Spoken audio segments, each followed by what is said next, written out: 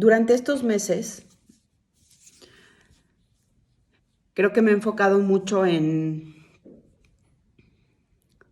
mandar mensajes de amor a mis hijos, en hablar de lo que siento estando sin ellos, hablar del Frente Nacional contra Violencia Vicaria que fundé con otras mamás, hablar justo de esta violencia, hablar de lo que estamos trabajando en materia de leyes, estar yendo a reuniones, a foros, dando entrevistas, al mismo tiempo que estar atendiendo mis procesos legales.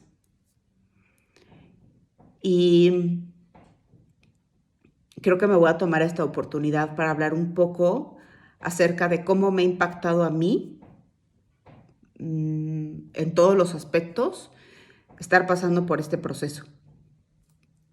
Esto no es algo fácil para mí. La gente que me conoce de antes de haber pasado por esto sabe que soy una persona o que era una persona bastante privada con mis cosas, bastante apegada a todo lo que ocurría a mi alrededor, se quedaba en familia, se quedaba en mis amigos cercanos y no era conocimiento ni materia de tema ni de discusión de nadie más. Pero hace 14 meses mi vida dio un giro inesperado, cambió para siempre. Hace 11 meses, después de 90 días, 90, 100 días de vivir el peor infierno que he vivido, en depresión,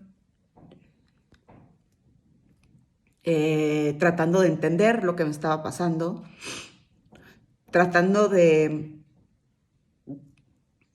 darle un poco de sentido a todo lo que estaba ocurriendo en ese momento,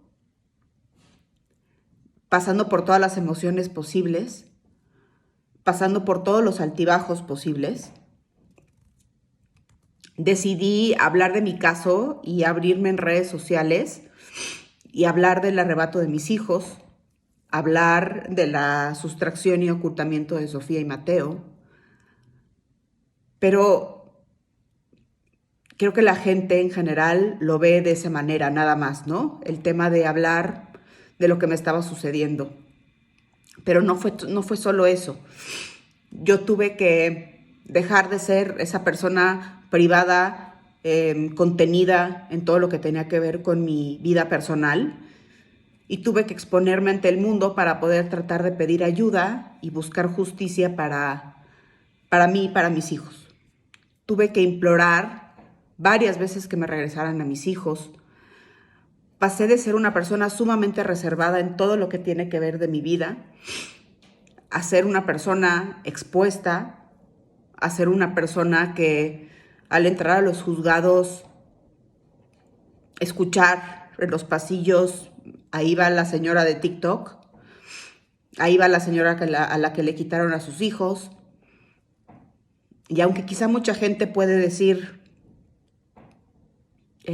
varias cosas al respecto, no es algo que quieras estar viviendo en tu vida.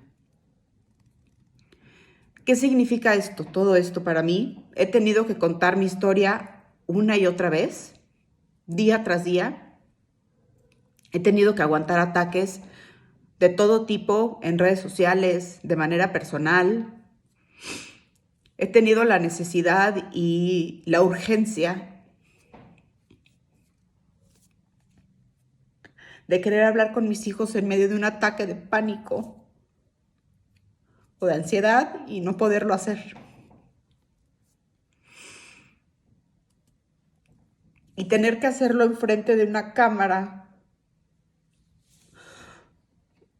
con la ilusión de que llega a ellos, pues es algo que no voy a dejar de hacer nunca. Actualmente tomo entre 2 y 3 sesiones de terapia a la semana. No he dormido una sola noche seguida en 440 días. No me puedo concentrar. No puedo trabajar de manera correcta y no puedo ser productiva. No puedo disfrutar de la vida. No puedo pasar un día completo sin tener que salir corriendo a algún juzgado, algún ministerio público, a sentarme a esperar a que algún día llegue la justicia. Rara vez salgo con amigos. Paso mucho tiempo de mi día en mi cama. Y hay momentos en que no quiero saber del mundo. No como bien. Me la paso preocupada y preguntando cómo estarán mis hijos todo el tiempo. De manera constante y sin planearlo, lloro, aunque ya lo puedo controlar. Es algo que puede pasar de un segundo a otro. Todos los días me despierto con la esperanza de que sea un día increíble, de que ese día pasará algún milagro o algo diferente. Y todos los días me duermo llena de tristeza, de miedo y de muchísima frustración. Sé que hay cosas que no debo decir. Sé que no debo parecer que estoy débil. Sé que si no demuestro fortaleza todo el tiempo, hasta puede ser usado en mi contra. He sido falsamente acusada por violentar a mis hijos. Me han llamado delincuente. Soy imputada en una carpeta. Me han llamado agresora.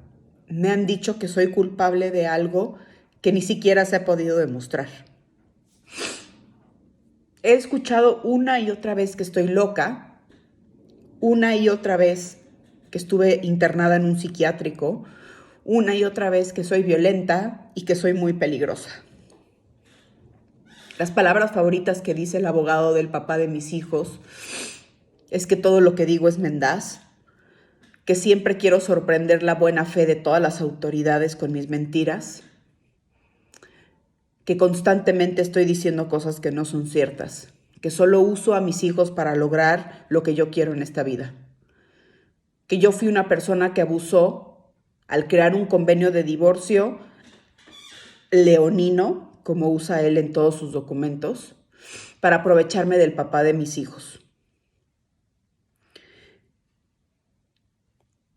Cosas absurdas como ese tipo de cosas. He escuchado una y otra vez en varias de las audiencias que yo quería vender a mis hijos por 500,000 pesos, que los abandonaba en gasolineras por horas y horas, que los encerraba en closets, que los tenía sumamente descuidados, desnutridos, que no les daba de comer, que los regañaba cuando se enfermaban y que yo prefería siempre a los hijos de mi novio. Entre muchas otras cosas ridículas, como darle tortillas frías a mis hijos, como permitirle que puedan ellos abrir el refrigerador y comer frutas y verduras que están ahí listos para ellos.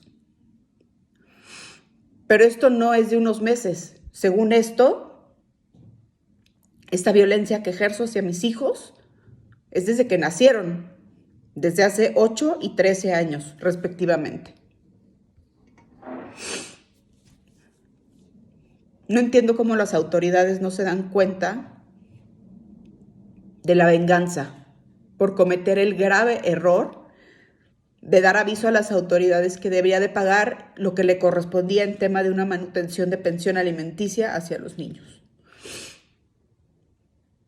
¿Qué nos enseña a todos mi caso? O lo que yo he aprendido, pues no sirve de nada denunciar. Mejor nos quedamos calladas y no defendemos lo que nos corresponde a nosotras y lo que les corresponde a nuestros hijos. Que no es correcto defender los derechos, tanto míos como de ellos. Que me tengo que aguantar las amenazas recibidas para detener la demanda. Que los agresores pueden mentir de fechas en las que levantan una denuncia y no pasa nada porque las autoridades le hacen caso a él, que el interés superior de las infancias no existe, que la realidad en México es que a nadie le importan los niños y que las mismas autoridades son los primeros en usarlos para lucrar. Esto es nada más un pequeño resumen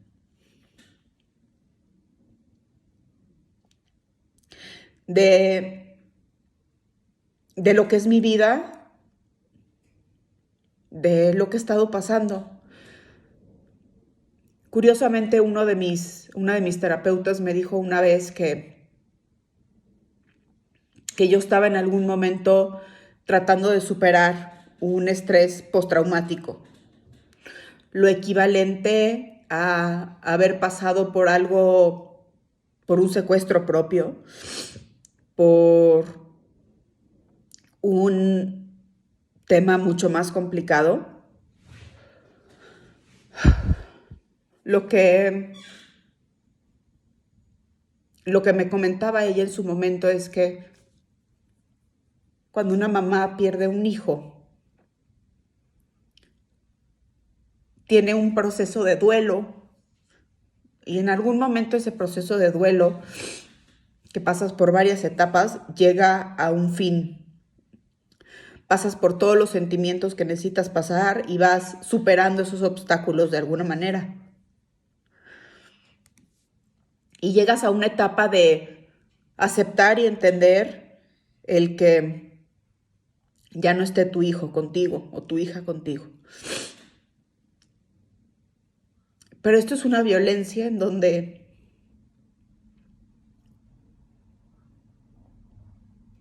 tú estás muerta todos los días, vives un duelo constante y vives las mismas etapas del duelo varias veces durante un día. ¿Por qué? Porque esas etapas del duelo que a lo mejor tendrías que pasar en con una pérdida de una persona amada, las vives por etapas, porque no hay nada que te regrese a vivir la etapa anterior.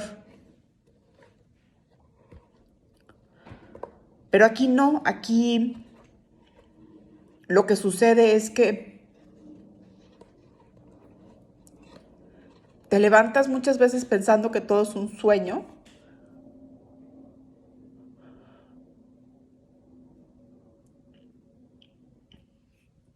Te pega la realidad.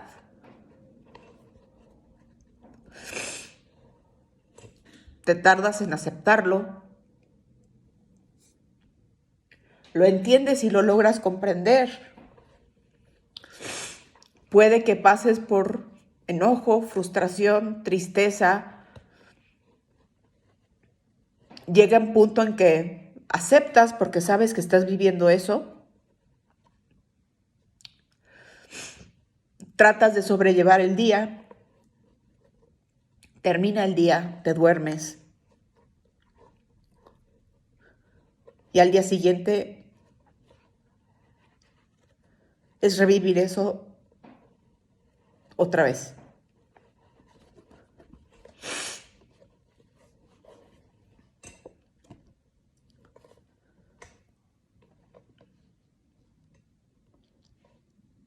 Mucha gente me dice, o me ha dicho, por supuesto es gente que no entiende, que no empatiza con la situación, pero tus hijos están vivos, pero tus hijos están con su papá, pero pues tienes que dar las gracias por eso, y no.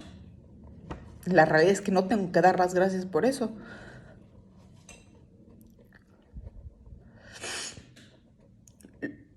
Yo vivo un duelo, yo vivo ese proceso todos los días. He pasado por ese proceso 440 veces.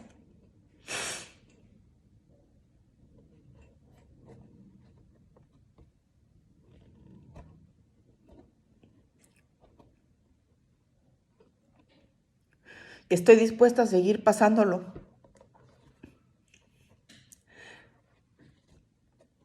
Día tras día, no No hay nada que vaya a hacer que yo me detenga, ni aquellos ministerios públicos que me hacen ir 500 veces al día para entregarme unas copias, porque les molesta que las haya exhibido en redes sociales, o aquel juez con el que tengo que regresar 20 veces porque no me quiere recibir, porque está molesto por haberlo exhibido por algo que no hizo bien, o aquellas autoridades que están un poco más arriba, que muy fácilmente podrían apoyar, y no como un favor, sino porque es su trabajo, y no lo hacen. Deciden voltear únicamente con un comentario de defiéndete. Pues si no hiciste nada malo, defiéndete. Entonces, solo quería dejar esto por aquí, porque hablamos de muchas cosas y creo que de estos aspectos nunca hablamos. ¿Por qué? Porque creo que es una de estas características que tenemos nosotras las mamás, las mujeres que somos mamás, que tratamos de anteponer todo, que tratamos de hablar de todo lo demás antes de hablar de nosotras. Sí hemos hablado en algún momento, creo, en muchas entrevistas y en muchas oportunidades de exponer las afectaciones y lo que vivimos las mujeres y qué es lo que pasamos y cómo nos afecta y todo esto, pero creo que entrar en ese detalle es ofrecer un poco más de información para que se genere un poco más de empatía con todo lo que estamos pasando.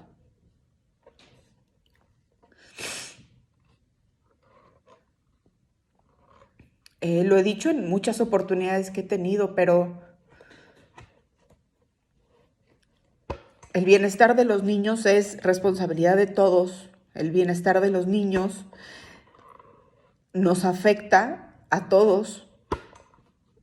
Cada persona que decide voltear, que decide no accionar, que decide no hacer algo a favor